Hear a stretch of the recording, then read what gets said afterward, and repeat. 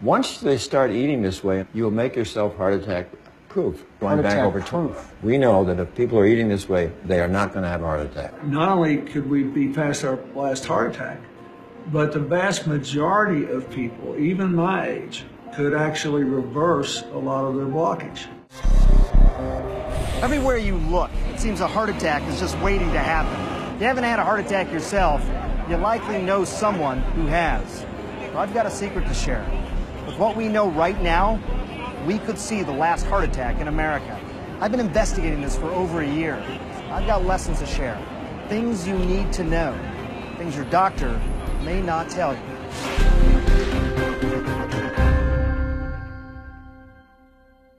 I was lucky I didn't die of a heart attack. Former President Clinton, like too many people, was busy. And for years, he ignored warning signs from his heart. But in 2004, during an exhausting book tour, there was something different. I had a real tightness in my chest when I was getting off the airplane. They hustled me down to Columbia Presbyterian, and they confirmed the determination that I had serious blockage and needed the surgery. The 58-year-old Clinton needed to have his chest opened, his heart stopped, and surgery performed. On Labor Day in 2004, Mr. Clinton had 4 blood vessels bypassed. If it happened to him, could it happen to you? What about me? I'm a pretty typical guy in his early 40s with a family history of heart disease. So I decided to go on a mission to never have a heart attack. But how? When people talk about trying to end heart attacks in the world, or in America at least, one of the ways to do that is to take a look inside the heart, see what's happening before someone ever has a problem. And that's what we're going to do here today. You're actually going to look for what in my heart? Yes, for calcium, which is part of the atherosclerotic process, the plaques in the heart.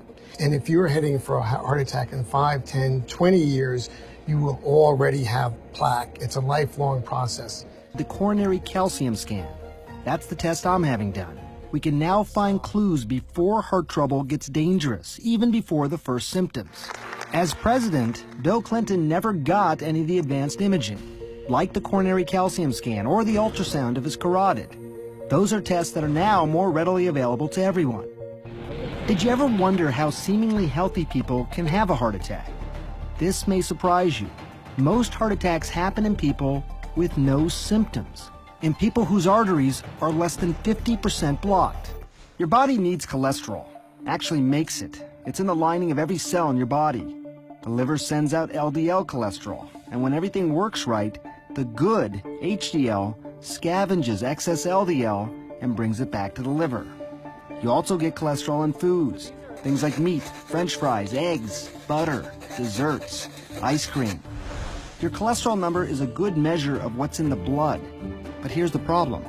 It doesn't tell you if it's building up in the walls of your blood vessels, forming plaque, and it's the plaque that causes heart attacks. Here's what does matter: the size of your LDL, or bad cholesterol particles.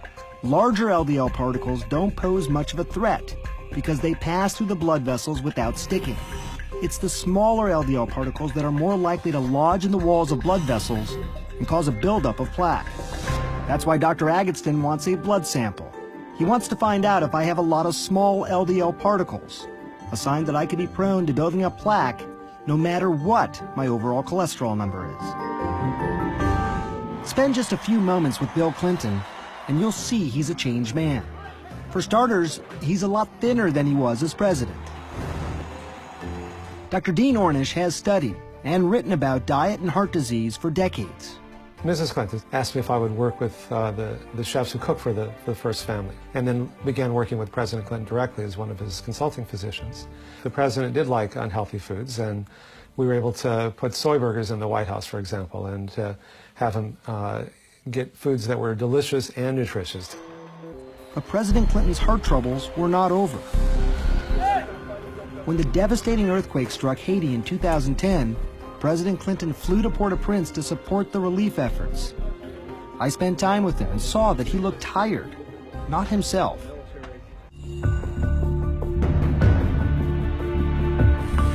doctor said it was a mechanical failure of the bypass, and he needed stents to open the blocked artery.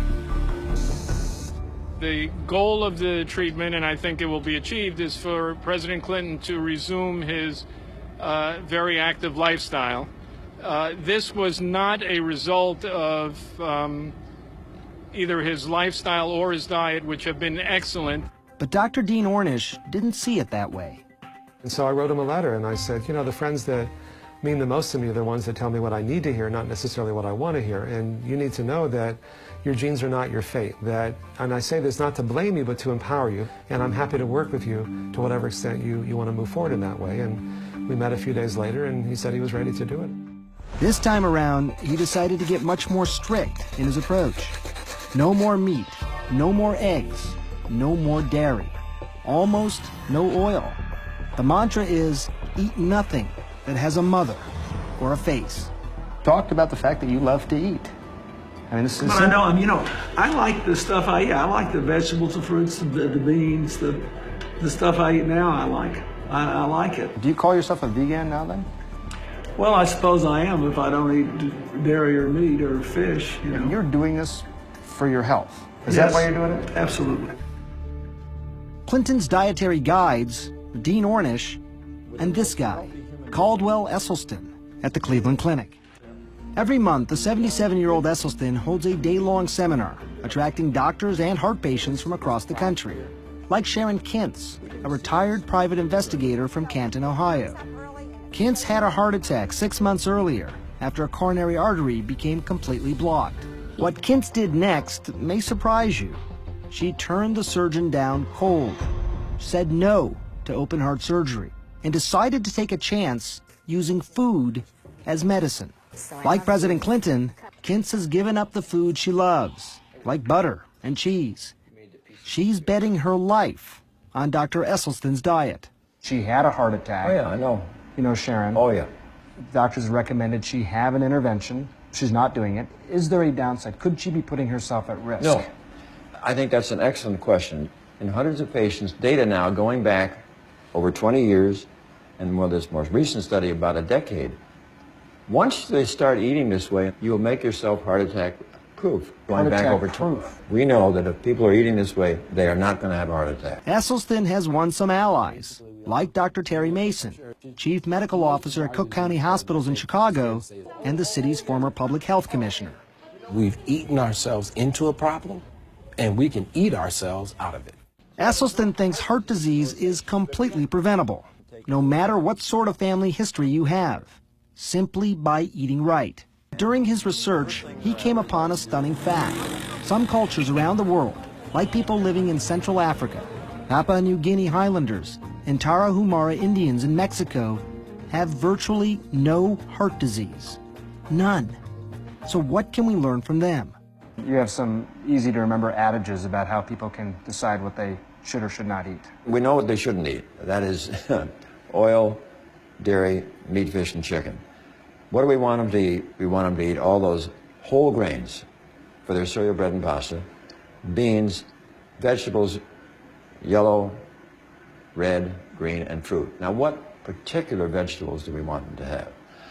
Bok choy, Swiss chard, kale, collards, collard green, beet greens, mustard green, turnip greens, Napa cabbage, Brussels sprouts, broccoli, cauliflower, cilantro, parsley, spinach, and arugula, and asparagus. And I'm out of breath.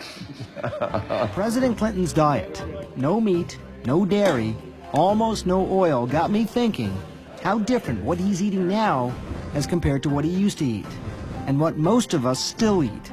Make a habit of high-fat, high-cholesterol meals like this, and you can physically see the beginnings of heart disease. I was curious about the science behind Dr. Esselstyn's claims, so I dug up some of these peer-reviewed journals. They're small, just a handful of patients, but the results are pretty impressive. In one study here, patients on the Esselstyn diet and cholesterol-lowering medication had no heart attacks, had no coronary events of any sort after 5 years.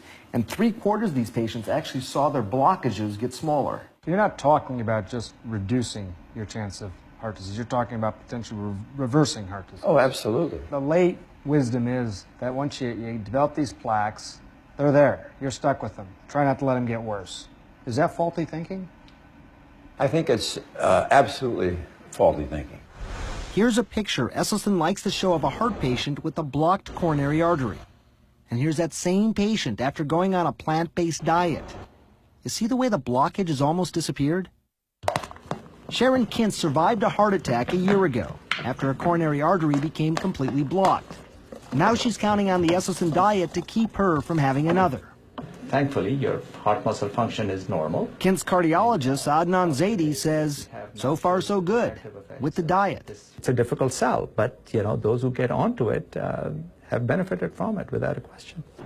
Kintz is a true believer. So is former President Bill Clinton. And nowadays, they have a lot of high-powered company. All of these CEOs and former CEOs are either vegetarians or vegans. Would you call yourself healthy now? Well, I think I'm healthier than I was. I lost 20-something pounds. All my blood tests are good. All my vital signs are good. And I feel good. And I actually have, believe it or not, more energy. I seem to need less sleep. Once you begin making these changes, most people find they feel so much better so quickly, it reframes the reason for making these changes from fear of dying to joy of living. And joy is what's sustainable. A year into her diet, a year after her heart attack, Kintz says she feels great. Simply walking tired her out 12 months ago. So what about me? I have a family history. Am I heart attack proof? Time to find out. Time to see what fate has to offer. Sure. me. Now, we had some good news when we did the imaging. Right. That you had no plaque in your coronary arteries Right. on the calcium score. Right. Someone made a comment to me that this is sort of a 4-year guarantee that Yes. I won't have a heart attack. Would you agree with that? Yes. More good news. Looking at my LDL, the bad cholesterol, Dr. Agatston tells me they're mostly large particles, the kind that don't build up as plaque in the blood vessels. If diet and exercise can make someone like me low risk for a heart attack, even with a strong family history, well, that's encouraging. I don't think there's any question that not only could we be past our last heart attack, but the vast majority of people, even my age, could actually reverse a lot of their blockage. Heart disease could be as rare as malaria today if we simply put into practice what we already know. It is possible to keep everybody from having a heart attack with education, with knowledge, with information. Now the question becomes, are people going to do this? I hope I've given you some food for thought today, and if all this makes you want to overhaul your diet, especially if you're a heart patient, you should talk to your doctor. Look, we've got a long way to go in this country, but I hope you'll join me so together we can work toward the last heart attack. I'm Dr. Sanjay Gupta. Thanks for watching.